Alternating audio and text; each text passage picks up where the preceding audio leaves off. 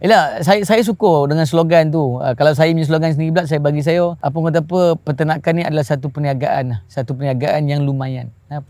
Peternakan adalah satu kata apa, kejaya yang lumayan. Nanti kita cerita pasal bab-bab muda, anak muda kan.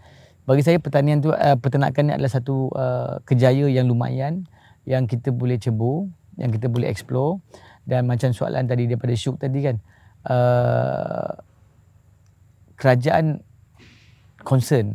Diorang pun risau juga. Daripada dulu lagi. Diorang duk bercerita pasal food security, kan? Keterjaminan makanan. Saya support. Tapi insya-Allah lah, kita pun banyak juga ada sesi libat urus dengan kerajaan supaya kita dapat memartabatkan lah. Bagi saya, mungkin takut ramai yang marah kan. Kerajaan kena fokus. Apa yang kita nak buat? Kalau kita duk sembang syok sendiri, food security, kau berapa orang nanti tak ada makanan, kau nak bergantung pada negara lain.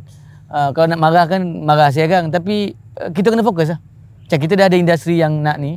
Cuma kita nak support daripada kerajaan tu sendiri. Tak kira lah kerajaan mana pun. Kalau insya-Allah, kalau kerajaan tu boleh bantu kita kan.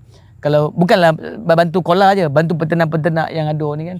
Kalau kita fokus, saya rasa insya-Allah yang kita cerita pasal food security, kita cerita pasal masa depan agriculture tadi tu, boleh berjaya.